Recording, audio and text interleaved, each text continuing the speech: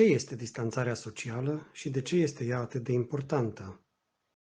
Distanțarea socială este un mod de a opri răspândirea coronavirusului și înseamnă să nu te apropii pe atare de oamenii cu care nu locuiești.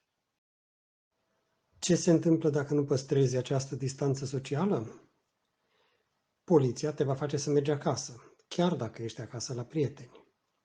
De asemenea, poliția poate să te amendeze cu sume începând de la 60 de lire. În cazul în care continui să încalci regulile, poți fi arestat. De ce este distanțarea socială importantă?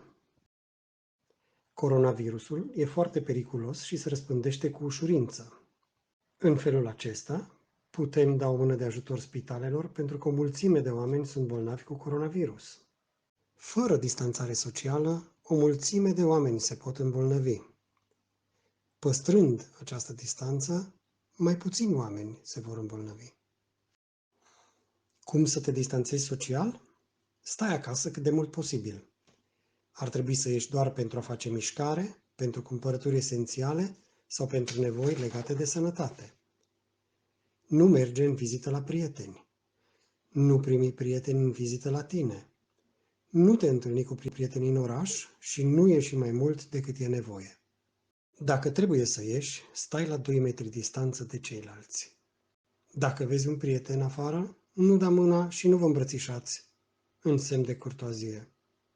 Chiar dacă nu ești bolnav și nu prezinți simptome, unii oameni pot fi purtători ai coronavirusului și să nu manifeste simptomele. De asemenea, consideră că ai putea avea virusul cu câteva zile înainte de a te simți bolnav. E important să stai departe de oameni pentru moment. Ce înseamnă izolarea și prin ce este diferită de distanțare socială? Izolarea este situația în care o persoană nu părăsește casa sub niciun motiv, cu excepția unei urgențe. Izolarea se aplică atunci când cineva este considerat de mare risc sau este bolnav cu coronavirus.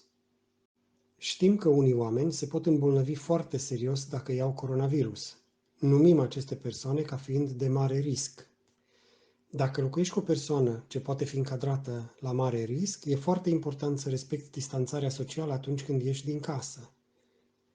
Persoane de mare risc sunt oamenii în vârstă peste 70 de ani, femeile gravide și persoanele care suferă de alte boli, mai ales cronice. Pentru mai multe sfaturi care să te ajute să stai sănătos în timpul acestei perioade, urmărește și celelalte filme din această serie.